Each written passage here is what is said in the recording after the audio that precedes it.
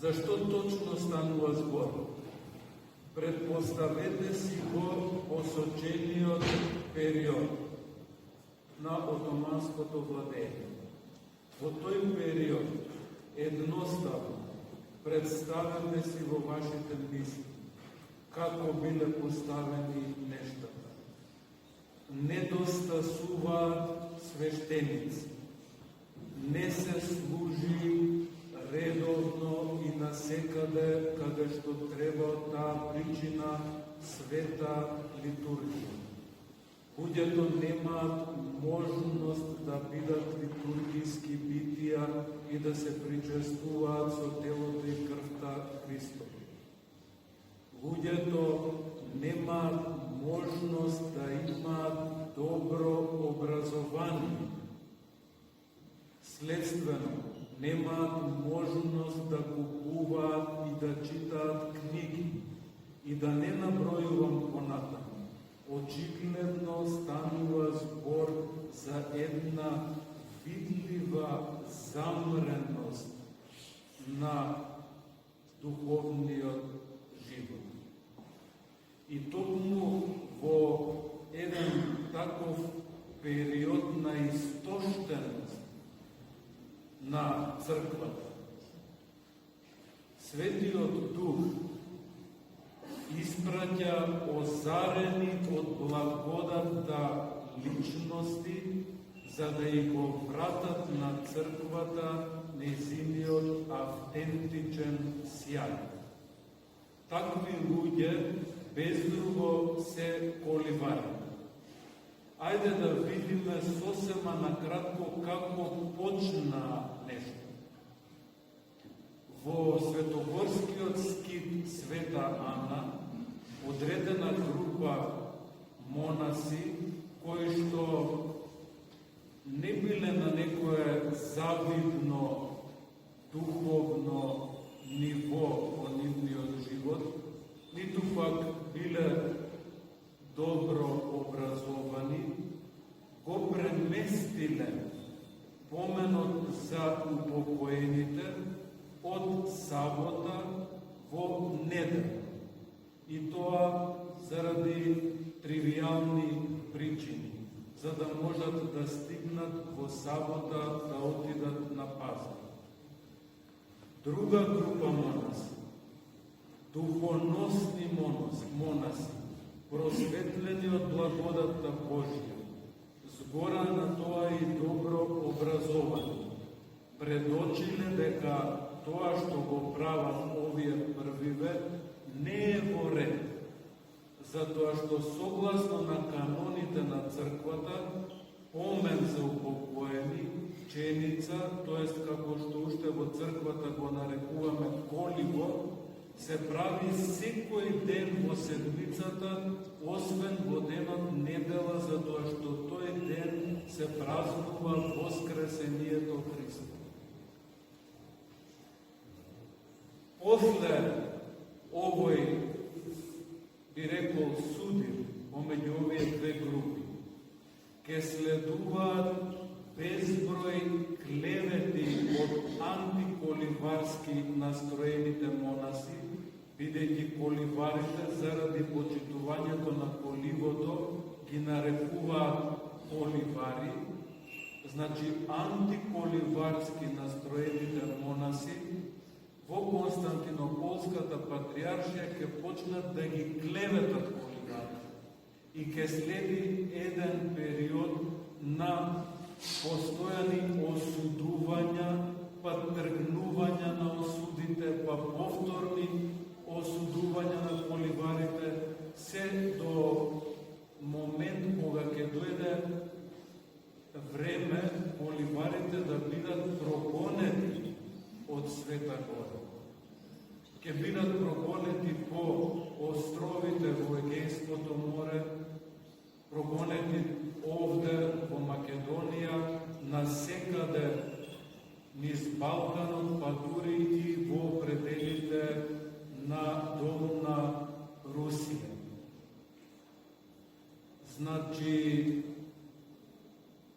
гледате зашто станува збор. Господ ќе ја искористи, би рекол, оваа состојба, ова искушение, за да може автентичното православие, автентичното предание да биде проповедано насекаде по овие простори што ги набројав, каде што денес живеат православни луѓе. Значи, ќе ве подсетам на некои од познатите имиња кои што припаѓаат на ова филокалиско и коливарско движење. Пред се тука е известниот свети Никодим Агиорит, кој што заедно со светиот Макари Нотара ќе ја состават филокалијата, потоа Евергетинос, потоа собраните дела на светиот Симеон Нов Богост, па книгата за постојано свето причествување, па прирачникот на совет, и да не набројувам понатаму. Тука е исто така и еден од најважните представници на коливарите, светиот Пајси Величковски, кој што ќе го обнови монаштвото во Русија и кој што, представете си, истата година кога свети Никодим Агиорит ќе ја објави филокалијата на грчки јазик. Значи, представете си за каков човек од акција станува збор и за каква динамичност станува збор.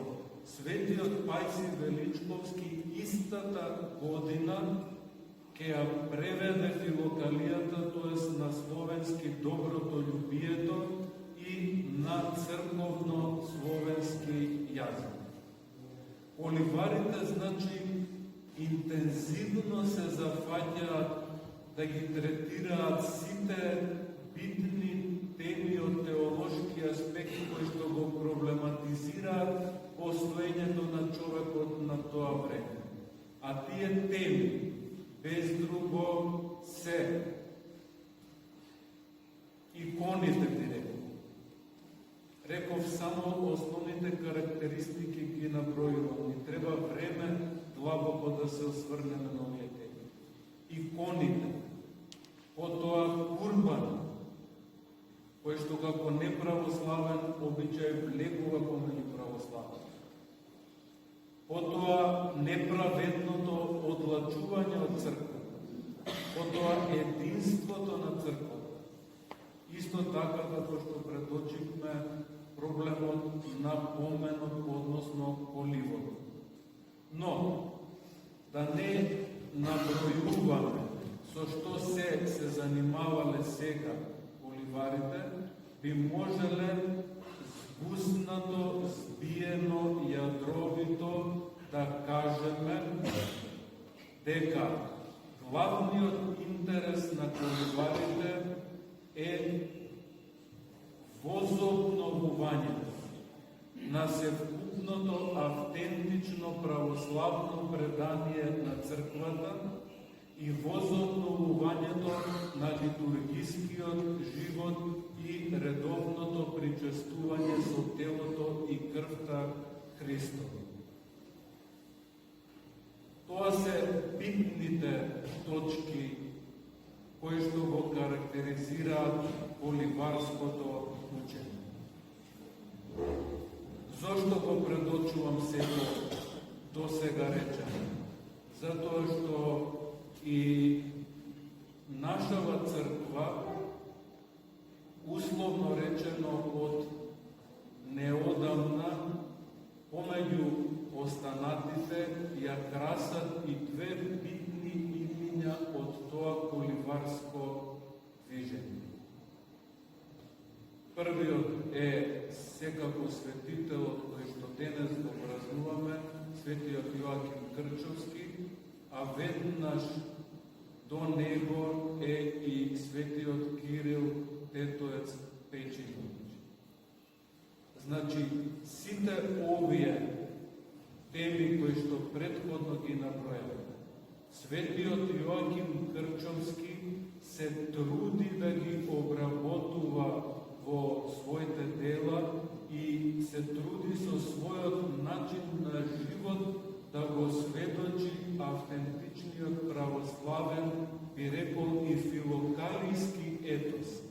Затоа што без разлика што во определен историски период поливарите биле осудувани, сепак на крајот црквата ќе го препознае поливарското движење како автентично црковно движење и поливарското движење ќе стане украс на црквата.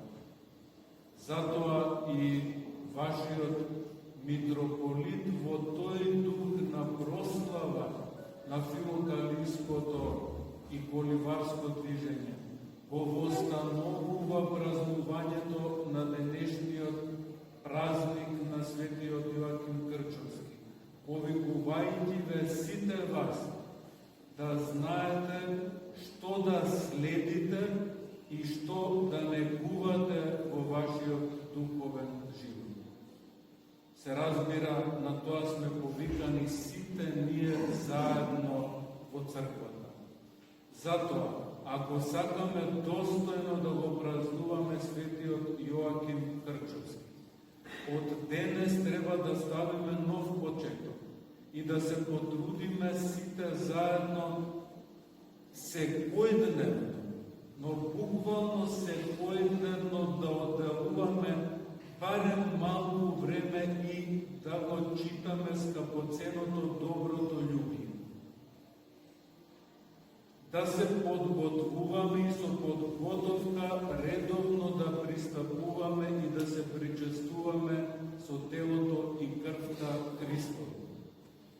Затоа што, како што предочив, само така ќе можеме да кажеме дека достојно го празнуваме овој светител на нашата црква и само така ќе можеме да се покажеме автентични личности на воскреснатиот Христос во Бога Отца преку несоздадената благодат на Духот Свети сега и секогаш и во вековите